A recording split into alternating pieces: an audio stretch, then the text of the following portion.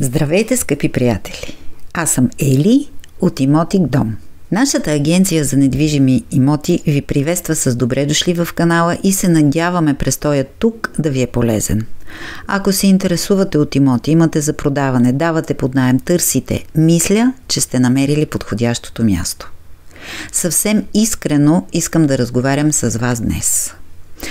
Знам, че много от вас са разочаровани от агенциите за недвижими имоти и от брокерите, което е разбираемо.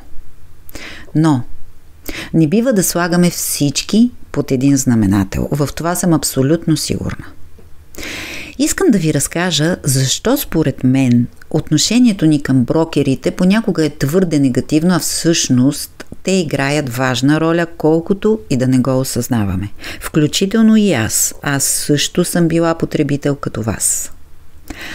Брокерите, скъпи приятели, са ключова част от процеса.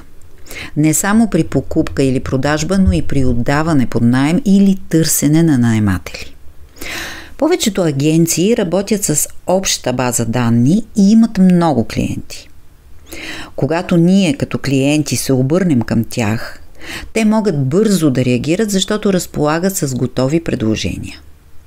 Голяма част от агенциите предпочитат да проверят клиентите си преди това.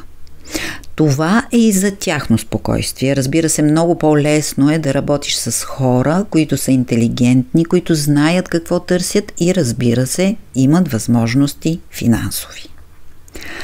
Ако обаче, скъпи приятели, решите сами да пуснете обява, често получавате много обаждания от различен тип хора, някои от които губят определено времето ви с безсмислени уговорки или пък не се появяват на огледи. Това създава излишни разходи и напрежение за вас самите, което е абсолютно ненужно.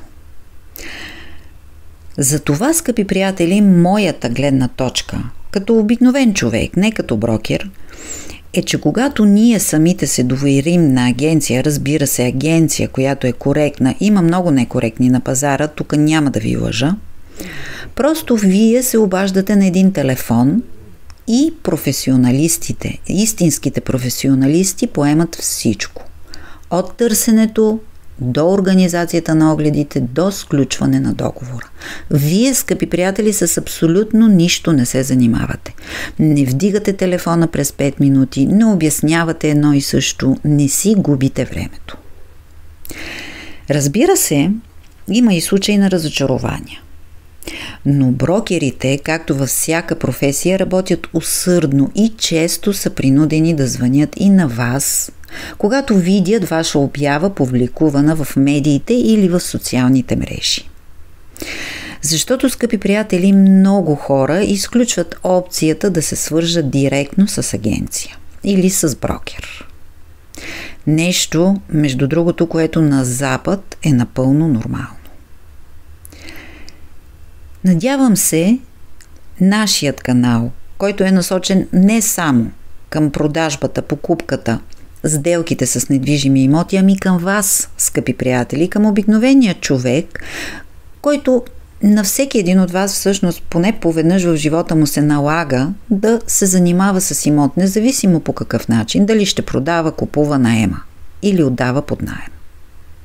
Надявам се, скъпи приятели, вие да погледнете на брокерите с малко по-друг поглед, да пресеете тези, с които искате да работите.